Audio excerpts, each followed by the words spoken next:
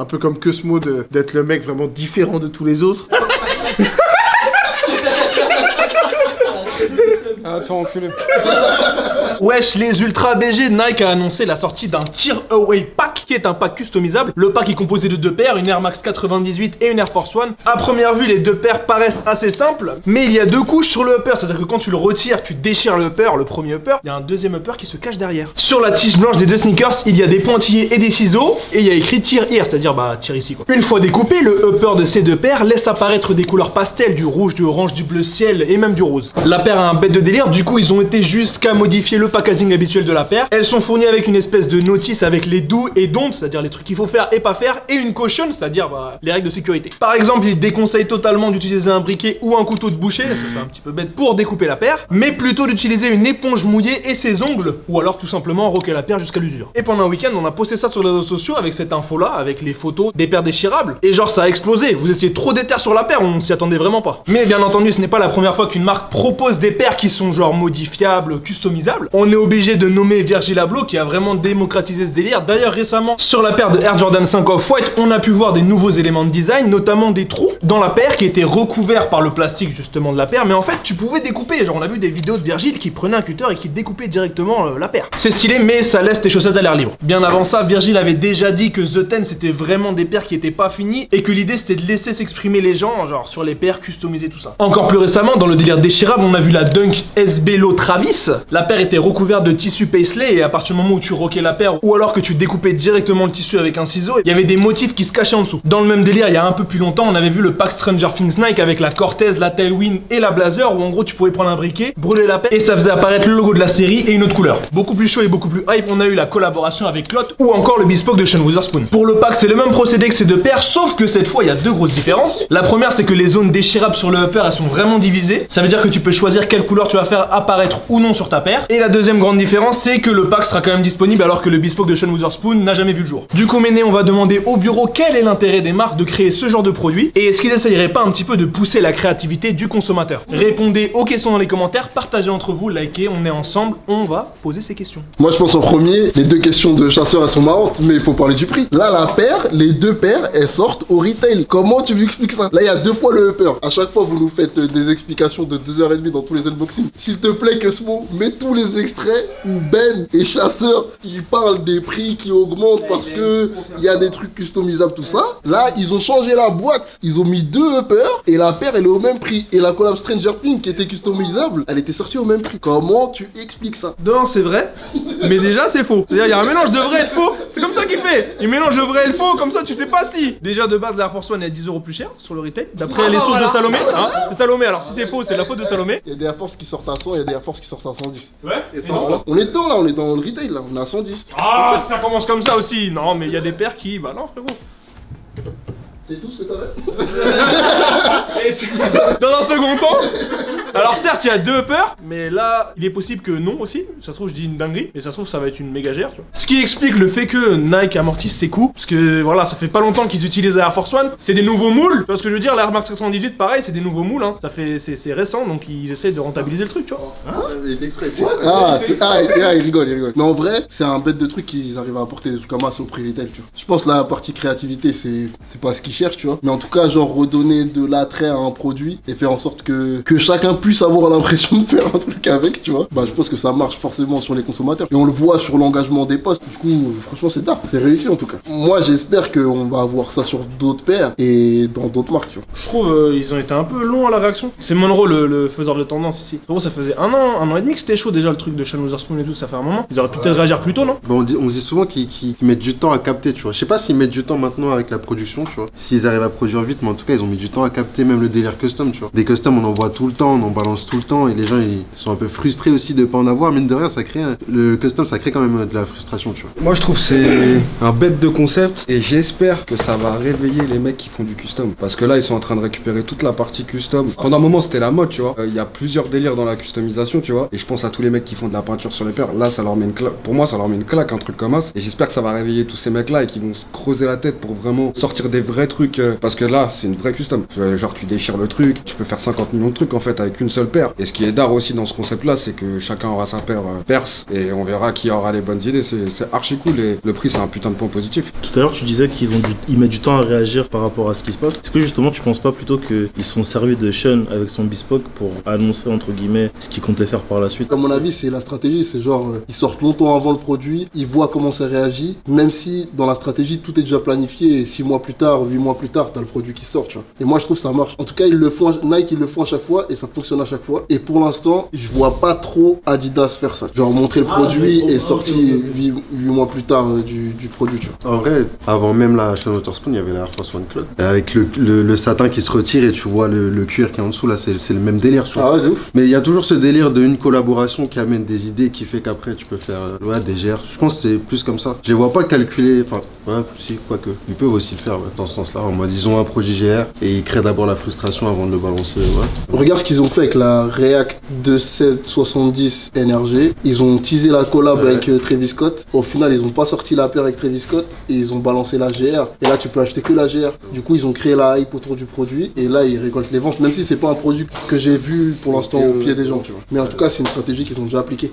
Ben, ça tombe bien que tu sois là. Nous sommes en face d'une paire customisable avec 2 uppers qui sont au prix du retail. Ah ouais, non, je pense pas qu'il faille toujours sortir des produits chers pour faire ce genre de truc, mais je pense que forcément ça coûte un peu plus cher qu'une paire lambda. Bien que c'est vrai que si tu réfléchis un peu plus loin que le truc, c'est 2 layers et tu déchires. Mais bon, je pense que quand même c'est plus compliqué que le truc lambda. Et je trouve que les deux questions elles se rapprochent dans le sens où l'intérêt des marques il est d'éveiller la créativité et d'intégrer un peu le client dans le process de faire la paire, tu vois. Au même titre que quand Uniqlo vous invite à inviter les clients à customiser le jean, que ce soit de votre côté ou du côté d'Uniqlo, le client il s'approprie la marque, il s'approprie Camino dans le sens où vous l'aidez et tout. C'est un peu dans le même style que ça. Et Nike, je pense que quand tu cliques la paire, t'as l'impression que Nike il a fait attention à toi et tu vas créer ta paire un peu différente. Les gens ils essaient toujours, un peu comme Cosmo, d'être le mec vraiment différent de tous les autres. Là il va enlever un layer jaune, il va dire tu vois moi je suis pas comme tout le monde. Ah, toi, enculé. Merci Cosmo. Mais c'est réel, là tu vas voir, il y a un custom qui va sortir super beau, il y a beaucoup de monde qui va faire le même, et ça va laisser la possibilité de 2-3 personnes de faire un truc différent et tout. Moi je trouve que c'est cool. Je pense que le projet est cool, et même la partie customisation aussi, mais je doute sur le fait que ce soit fait pour éveiller la curiosité. Et je pense que c'est plus fait genre en mode, les clients vont se dire, ouais, je peux le faire, mais je doute qu'ils le fassent, parce que j'ai vu, en gros, les clottes là, j'en ai pas vu beaucoup de customisées, celles qui sont portées, et pareil pour la paire, la Air Force One, avec le patent noir qui s'enlève la cire devant, j'en ai pas vu beaucoup de customisées, tu vois. Au final, il y a une petite sélection de mecs qui customisent, et le reste, ils customisent pas, tu vois. Je pense qu'il faut une sensibilité mode pour le faire, et tu vois. Nike, ils sont un peu champions pour faire ça. Si vous regardez un peu sur une année, comment se passe une année de Nike, ils te proposent des produits un peu cibles. La G-Dragon qui s'efface, la Clotte qui se déchire. Ils proposent des produits qui vont être diffusés chez tous les médias, hype et tout, et après, ils emmènent le mainstream. Vapor Max, au début, c'est 3-4 paires comme des garçons machin, et puis après, ils t'envoient des palettes. Là, ils ont commencé avec la Sean Wotherspoon. Je pense que, quoi qu'on en dise, Bespoke ou je ne sais quoi, c'était une façon d'introduire un peu le délire qui se déchire. Clotte, ça serait peut-être pas vendu pareil s'il n'y avait pas eu la Sean. Et là, c'est clairement sur des produits super mainstream. Le but du jeu, c'est que ta nièce de 12 ans, elle achète la paire. C'est Air Force One blanche et Air Max 97 ou 98.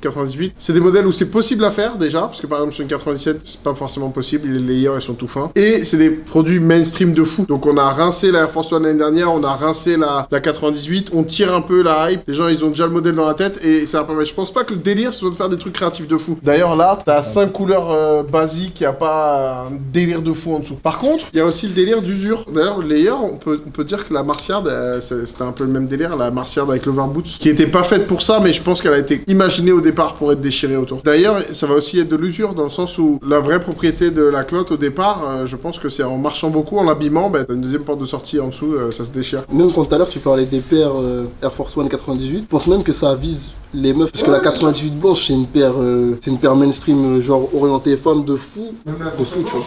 C'est un basique des meufs un peu, tu vois. C'est une paire à hommes et tout ça, mais je pense que, pour le coup non, mais vous en avez pas une chez vous. Je pense que toutes les meufs elles ont une Air Force One blanche ou une 98 ou une paire full white en tout cas. Je sais pas si la 98 c'est une paire vraiment femme, genre portée beaucoup par les femmes, mais ce qui est intéressant c'est que dans les années où genre là c'est la 90 qui est beaucoup poussée cette année, c'est vrai que la 98 à part il y a 1 an et demi avec la Gundam Paname, il n'y a pas trop d'OP ou pas trop de paires chaudes qui sortent. Du coup, ils aiment bien aussi ressortir des modèles avec des concepts un peu spéciaux où il n'y a aucun rapport potentiellement, tu vois. Ça permet de pas oublier le modèle et de garder des paires un peu chaudes, c'est intéressant. Moi, à mon avis, vraiment, ça s'adresse à 16 ans maximum, ou alors la fille qui porte éventuellement des Air Force One ou des trucs comme ça. Et je pense que le délire est pas forcément de pousser le truc dans le custom. Le délire, c'est d'avoir la paire qui, peut-être tu l'uses comme ça, elle se déchire un peu et elle est pas défoncée. Une paire qui se déchire, tu la jettes potentiellement. Là, elle a un autre flow, tu peux la garder sale, abîmée ou quoi. Je pense que c'est une paire qui va avoir une très longue durée de vie. Je vois pas trop ça comme un truc custom. Je pense pas qu'on va avoir 50 mecs qui vont se battre à faire des customs comme il y avait sur les Jordan 1 LA ou Chicago et tout ça. Je sais pas si les gens vont se battre, mais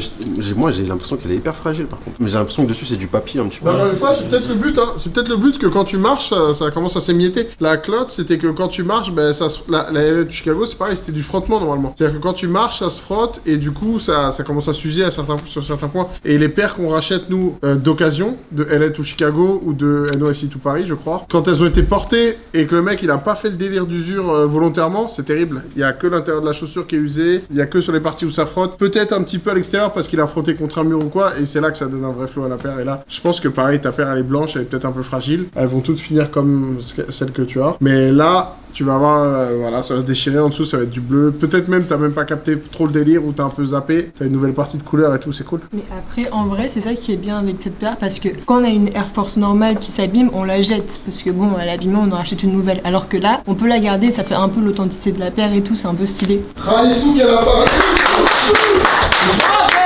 Et ça va faire des bêtes de retombées RP, même si Nike n'en a pas besoin parce qu'ils ont de la pub tout le temps, tous les jours, en permanence, mais c'est toujours bon à prendre. Tout le monde va faire des photos, tout le monde va dire moi ma paire je l'ai fait comme ça, c'est bon. Ils ont de la pub tout le temps et ils ont des RP tout le temps parce qu'ils font ce genre de projet là. Et c'est parce qu'ils se limitent pas à sortir une paire balourde, ils font toujours des petits détails pour être dans les hashtags, dans les machins. Et vous parlez du retail, du coup le prix retail, la Air Force One par exemple c'est quoi? 110 pour l'Air Force, 180 pour la... Pas plus 10 frérot. Arrête avec ça frérot, c'est pas plus 10, il y a des Air Force One qui sortent à 100, 110, 130. Laquelle est sortie à 110, 130? Bah déjà les...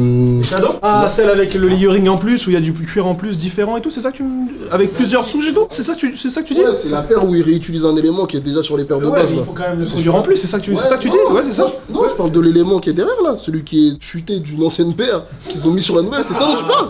Comme les deux layers qui sont sur la 98 parce qu'ils produisent des paires depuis 1001 ans avec les mêmes produits, c'est de ça dont tu parles. Si. Il me semble même que tellement les marques font ça, New Balance a sorti une paire qu'avec des chutes de produits. Mais là évidemment tu vas me dire que ça leur coûte hyper cher. Mais t'as vu la chute de produits, là pour le coup c'est vraiment de la chute de produits pur et dur. C'est cool, j'ai pas dit que c'était pas cool. Mais tu vois que c'est de la chute de produits. C'est pas fait pour produire un produit à la Bien sûr base. que c'est pas fait pour montrer que tu fais des chutes de produits. C'est pour montrer que tu sais qu'il faut faire attention avec tes déchets et que tu dois les réutiliser et que les marques vont commencer à être sensibles à ça. Et c'est intéressant de la part de New Balance. Voilà les Ultra BG, on a eu l'avis du bureau. Si vous devez retenir quelque chose, c'est très important, c'est que ça coûte plus cher quand même de faire une Air Force One avec un...